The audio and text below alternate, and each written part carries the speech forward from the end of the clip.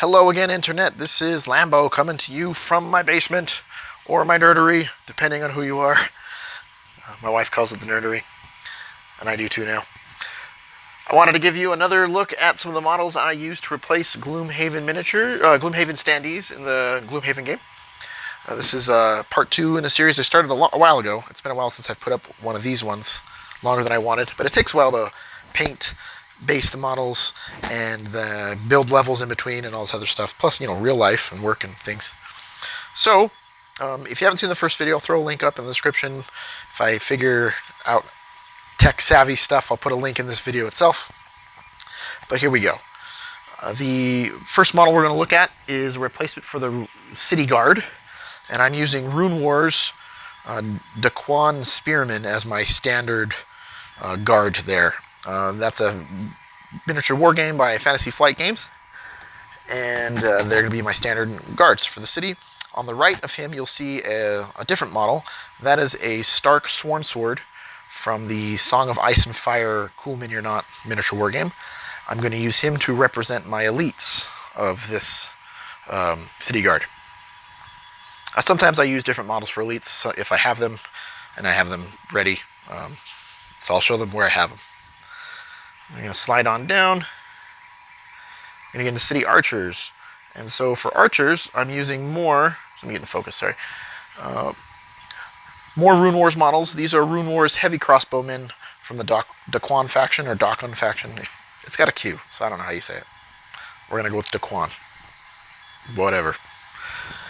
And I'm going to use these as my City Archers. Haven't based them yet. Sorry.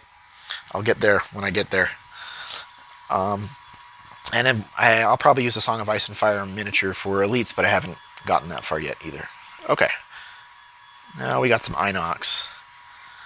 This Inox, or these Inox, are 3D prints. Let me see if I can back up just a little bit. Okay.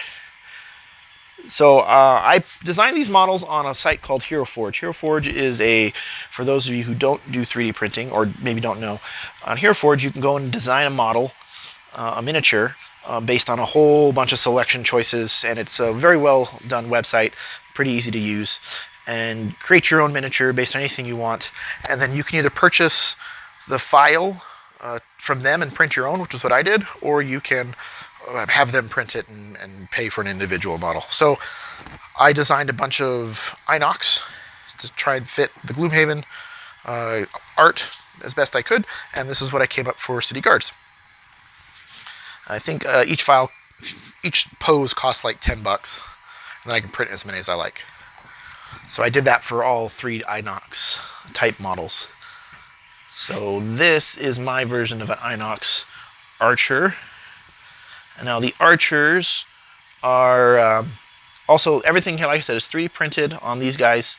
It's a 4mm nozzle on a Creality Ender 3. And you might be able to hear my printer going off in the background. It's that high-pitched thing you hear in the background, if you can hear it. So a good quality 3D printer at a very economical price as far as 3D printing goes.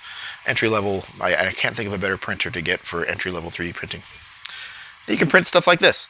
I'm not a professional painter, so if you're really good at painting, you can probably make them look even better than I can, which actually isn't saying much, because most people can make things look better than I can. All right, Inox Shaman, or Shaman, however you like to say it. Tomato, tomato. I'm going to go with Shaman.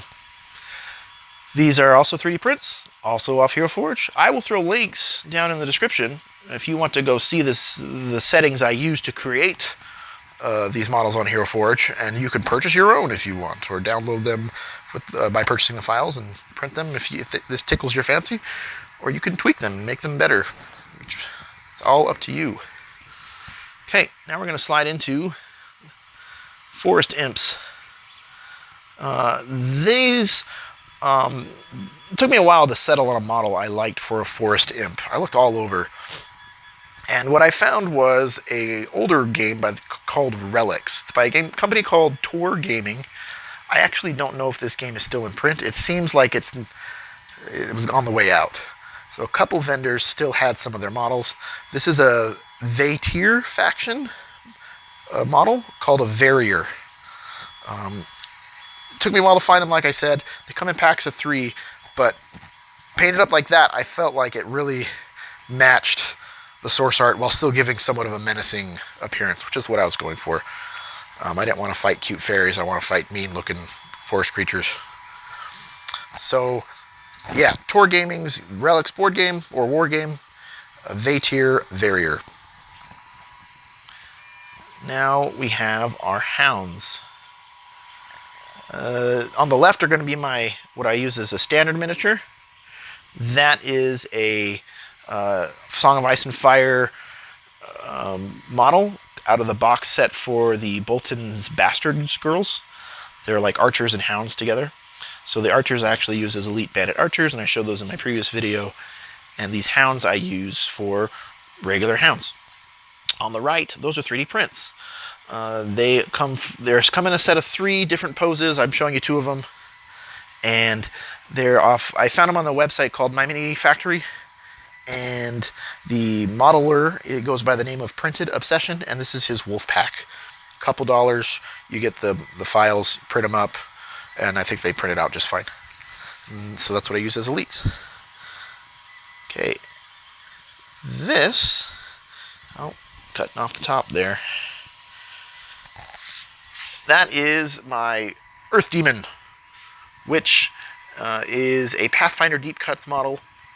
It's a medium Earth Elemental.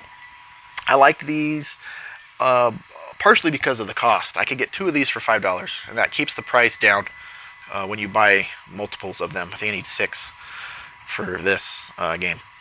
But I try to stay below $3 a model where I can, unless it's some special pose that I really, really like or something. But I'm not loaded with money. I just, want to keep it. Like most of us, I try to spend my money where I like it. I do like collecting miniatures, so I think $3 a miniature or less is a good price. And that's what I was able to get. Alright, now we've got some Vermlings. These are the Vermling Scouts. And in the source art, they kind of look a little bit more mousy, I think, than rat-like. But I wanted rats. I kind of like this. If you've seen Warhammer miniatures, the Skaven models to me looked really cool. So that's what I kind of wanted to go with. I didn't have Skaven models, obviously, but the next best thing, 3D prints, and these 3D prints came out really well. They are from a company called RocketPigGames. Highly recommend checking them out if you like 3D print models or a terrain. They do some terrain now, which I've purchased some of that. And these are 2 versions of their Ratman monsters. One is an Infiltrator, and that's the one on the right. Those are the ones we use for our elites. On the left are our standards. They're Prowlers. These were printed on a 2mm nozzle, so the detail is finer on these 3D prints, and I think it shows.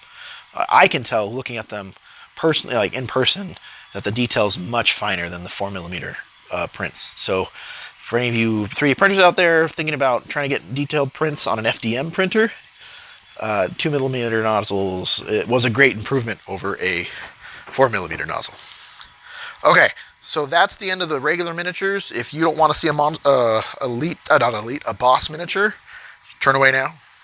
But you've been warned. I'm now going to show you the Merciless Overseer miniature that I used for a replacement.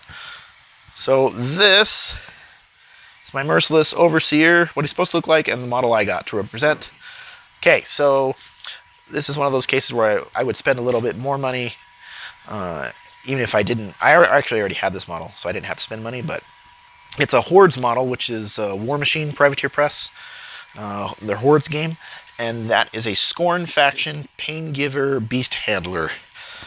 And I looked everywhere online I could think of trying to find a whip holding model that looked cool. And I was all over the internet. And this is the best I could find. And I think he does look pretty menacing. He matches pretty closely what the source art has, minus the face mask. But face masks are cool. They're creepy. Reminds me of kind of like that bad guy in Lord of the Rings. The faceless, whatever, the mouth. He's like a giant mouth. Kind of reminded me of that a little bit. And I don't know the name. But, yeah. That is all the models for part 2 of this series. Oh, wow. Unfocus that. So I'll give you a quick flyby.